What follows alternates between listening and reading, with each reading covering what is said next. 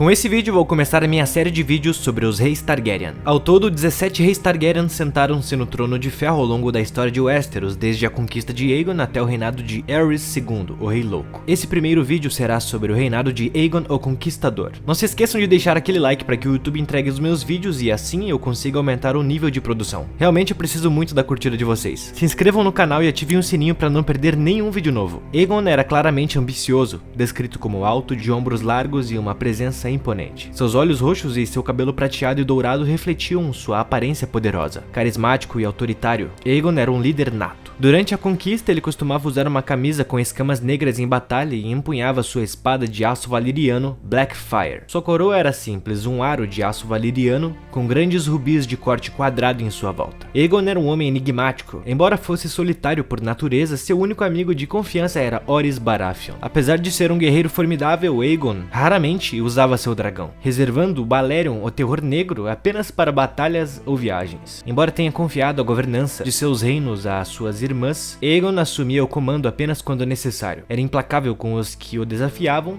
mas generoso com aqueles que se submetiam a ele. Embora não fosse considerado particularmente religioso, Aegon se converteu à fé dos Sete, por razões políticas após decidir se tornar o soberano de Westeros. Além disso, de acordo com algumas fontes semicanônicas, Aegon tinha sonhos relacionados aos dragões que poderiam ter influenciado sua visão sobre o destino do reino. Algo que na série A Casa do Dragão ficou conhecido como a Canção de Gelo e Fogo. O rei Aegon, primeiro de seu nome, pode ter conquistado os 6 dos 7 reinos aos 27 anos, mas agora se via diante do grande desafio de governar o reino recém-criado. Os 7 reinos raramente experimentavam paz dentro de suas fronteiras, e muito menos fora delas, tornando necessária a liderança de um homem de grande força. Felizmente, Aegon era esse homem, alguém com visão e uma enorme determinação. No ano 10 depois da conquista, Porto Real já era uma cidade de verdade, e em 25 depois da conquista, ultrapassou Porto Branco e Vila Gaivota, tornando-se a terceira maior cidade do reino. No entanto, durante grande parte desse tempo, ainda não possuía muralhas. Aegon e suas irmãs acreditavam que, com dragões, ninguém ousaria atacar a cidade. Porém, em 19 depois da conquista, chegou a notícia de uma frota de piratas que saqueou a Vila das Árvores Altas, nas Ilhas do Verão, levando milhares como escravos e uma fortuna em bens. Preocupado com a segurança da cidade, especialmente quando ele e Visenya não estavam sempre presentes, Aegon ordenou que muralhas fossem construídas. O grande mestre Gawain e a mão do rei Sir Ormond Strong ficaram à frente do projeto. Aegon decretou que as muralhas deveriam permitir à cidade expandir-se e que 7 grandes guaritas defendessem 7 portões, em honra aos 7 deuses. A construção foi iniciada no ano seguinte e concluída no ano 26 depois da conquista. À medida que a cidade prosperava, o reino também se expandia. Isso se deveu, em parte, aos esforços de Aegon para conquistar o respeito tanto de seus vassalos quanto dos plebeus. A rainha Rhaenys, enquanto viveu, teve um papel importante nesse processo, especialmente no que dizia respeito aos plebeus. Ela era uma grande patrona de cantores e bardos, algo que sua irmã Visenya considerava um desperdício. Rhaenys também ajudou a unir o reino por meio de casamentos arranjados entre casas distantes. Sua morte em Dorne, em 10 depois da conquista, e a ira que se seguiu foram profundamente sentidas por todo o reino, que amava a rainha generosa e bondosa. A primeira guerra dornesa, que começou audaciosamente em 4 depois da conquista e terminou em 13 depois da conquista, foi a única grande derrota de Aegon.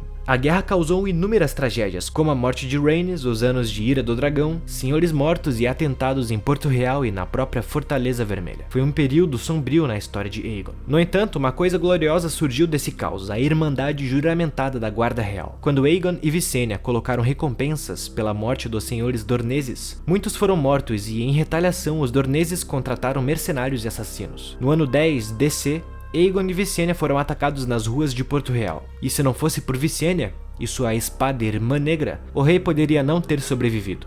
Apesar disso, Aegon ainda acreditava que seus guardas eram suficientes para protegê-lo. Visenya o convenceu do contrário. Após aquela batalha, quando Aegon mencionou seus guardas, Visenya desembainhou sua espada, cortando a bochecha de Aegon antes que os guardas pudessem reagir. Seus guardas são lentos e preguiçosos, disse ela, e Aegon teve que concordar. Embora a visão de uma Westeros unificada tenha se mostrado mais difícil e mais custosa do que Aegon imaginava, foi essa visão que moldou a história por centenas de anos. Aegon foi o responsável por imaginar uma grande cidade ao redor de seu rústico forte, uma cidade que rivalizaria e ultrapassaria Lennisport Porto e Vila Velha, e apesar de Porto Real ter começado como um lugar sujo e caótico, sempre foi uma cidade cheia de vida. Um septo improvisado, construído a partir de um casco de barco de pesca da Água Negra, atendia as pessoas comuns. E em pouco tempo, um septo grandioso foi erguido na colina de Vicênia, financiado pelo Alto Septão. Esse primeiro septo logo teve a companhia do Septo da Memória, na colina de Raines, erguido em homenagem à rainha. Onde antes só haviam botes de pescadores, agora barcos de pescas e galés de Vila Velha. Lenis Porto, cidades livres e até as ilhas do verão começaram a chegar, conforme o comércio se deslocava de Valdocásio e Lagoa da Donzela para Porto Real. O forte de Aegon também cresceu, expandindo-se para a grande colina de Aegon. Uma nova fortaleza de madeira foi construída com muralhas de 15 metros de altura. Ela permaneceu até 35 depois da conquista, quando Aegon a derrubou para permitir a construção da Fortaleza Vermelha, um castelo adequado para os Targaryens e seus herdeiros. Foi Vicênia, não Aegon, quem decidiu a natureza da Guarda Real. 7 campeões para o Senhor dos Sete Reinos, e todos seriam cavaleiros. Ela modelou os votos deles baseados nos da Patrulha da Noite, de modo que deixariam tudo de lado, exceto o dever com o seu rei. E quando Aegon sugeriu um grande torneio para escolher os primeiros membros da Guarda Real, Vicênia o dissuadiu, dizendo que ele precisava de mais do que habilidade nas armas para protegê-lo. Também precisava de lealdade incontestável. O rei confiou a Vicênia a tarefa de selecionar os primeiros membros da ordem, e a história mostra que foi sábio ao fazer isso. 2 morreram defendendo-o, e todos serviram até o fim de seus dias com honra. O livro branco registra seus nomes, assim como registrou os nomes e feitos de cada cavaleiro que jurou os votos. Sir Corlys Velaryon, o primeiro senhor comandante, era um dos 7. Não o Corlys Velaryon que vimos na série A Casa do Dragão, mas sim o bisavô dele, que tinha o mesmo nome. Aegon, o Conquistador, frequentemente delegava a administração cotidiana do reino às suas irmãs e a seus conselheiros de confiança. Enquanto isso, concentrava seus esforços em manter o reino unido por meio de sua presença, impressionando seus súditos e, quando necessário, impondo-os com sua autoridade. Durante metade do ano, ele viajava entre Porto Real e Pedra do Dragão, dividindo seu tempo entre essas duas localidades. Porto Real, sendo sua sede oficial, era o centro do poder, enquanto Pedra do Dragão, com seu cheiro de enxofre e mares salgados, era o local que ele mais amava. A outra metade do ano, Aegon dedicava-se à sua promoção real, viajando pelo reino durante o restante de sua vida, até sua última jornada em 33 depois da conquista. Sempre que visitava Vila Velha, ele fazia questão de prestar suas homenagens ao Alto Septão no Septo Estrelado. Além disso, hospedava-se sob o teto dos senhores das grandes casas, inclusive em Winterfell, em sua última visita, e também nas residências de senhores menores, cavaleiros e até mesmo de simples camponeses. Onde quer que fosse, o rei estava acompanhado de uma comitiva imponente. Em uma de suas viagens, mais de 1000 cavaleiros o acompanhavam,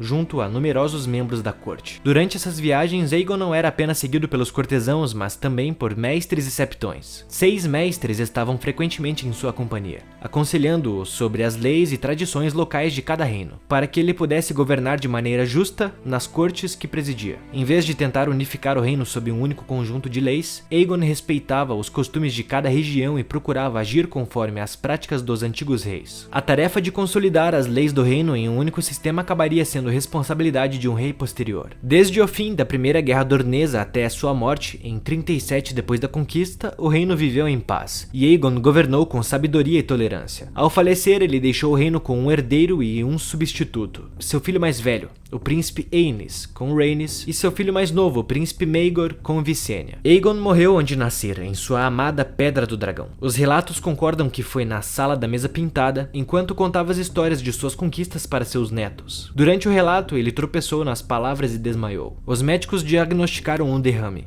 e o dragão faleceu rapidamente, de forma serena e sem sofrimento. Seu corpo foi cremado no pátio da cidadela de Pedra do Dragão, seguindo a tradição dos Targaryen e dos Valyrianos antes deles. Aenys, o príncipe de Pedra do Dragão e herdeiro do Trono de Ferro, estava em Jardim de Cima quando recebeu a notícia da morte de seu pai. Imediatamente voou em seu dragão para reclamar a coroa. No entanto, todos os que o sucederam no Trono de Ferro encontraram um reino muito mais difícil de governar, bem mais resistente do que o que Aegon, o Conquistador, soubera controlar. Esse foi o vídeo sobre o governo de Aegon I Targaryen. Se vocês quiserem um vídeo mais completo, assistam ao meu vídeo sobre a conquista de Aegon. Esse vídeo deu muito trabalho para ser feito, espero que gostem. Confira os links na descrição do vídeo. Muito obrigado a todos, te vejo no próximo vídeo.